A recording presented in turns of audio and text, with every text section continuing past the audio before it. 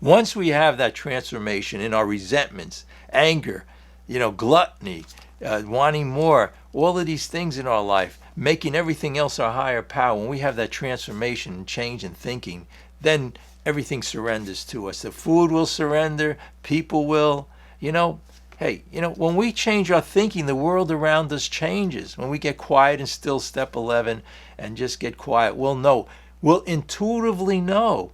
Hey, and the answer I always find with my problems is my higher consciousness, which is in there all the time. Us creating God's image says, hey, it really doesn't matter, right?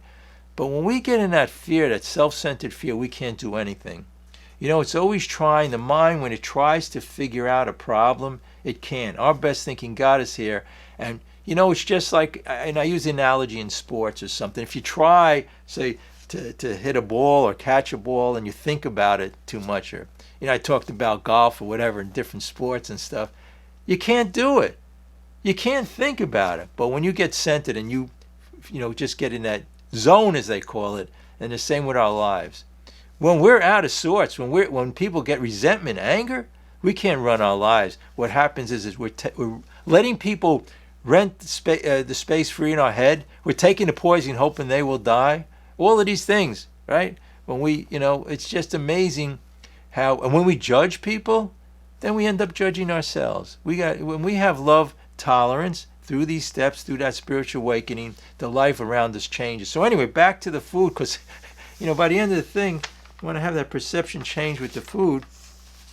So it goes on to say, did I read this? I don't even remember. The practice of 12 steps will, with time, relieve me of the desire to eat those foods or return to those eating behaviors. When we think of this process not as deprivation, they're even telling you this. Look, this pamphlet here, the first page or two, tells everything. But no, we got to go. When I went, I had all of these books, and even our big book we need 600 pages, right, to figure this out, right? No, but if you read the first, I could read any one page in this book, any one line, and I'll do it. I'll flip the book open, the first part of this book. Any line tells us what this is all about. It's that spiritual awakening. It's getting out of the self, and it just says here, when we think of this process not as deprivation, like I said, abstinence tastes better than food, but as a positive act and an ongoing spiritual discipline. Hey, why do so many people fast in religious disciplines? Because it's of, food is of the ego. It's making it a higher power. It's taking us out of the self. Look, we have all of these 5 senses, but and that's the human side. But in our book, it talks about that 6th sense. When we go out and enjoy the world, go out and enjoy the food and the people and everything to a certain extent. But be in the world, but not of it, as you heard that phrase, right? Be in the world, but not of it. Because when you're out of the self, then the world opens up to you. But when you make it all about wanting to have more money, more food, more success, more alcohol, more drugs, that's the road to devastation. That's momentary pleasure. On the other side is just a tremendous amount of devastation. But once we get this spiritual awakening, and we wake up in the morning and we go outside and we don't think about, does a neighbor like me? Is the boss at work going to yell at me? Is the guy going to cut me off on the highway? The clerk in the store? When we have that spiritual awakening and not making it all about us, then the whole world opens up to us. And it goes on to say here, ongoing spiritual discipline, we begin to find freedom. So if you want to be in prison, you want to be miserable, you want to be depressed, just try to do it by self-will with the diets. How miserable are we? How crazy are we? Depressed, right? So when we change the perception, it's all about perception change. AA is attitude adjustment, right?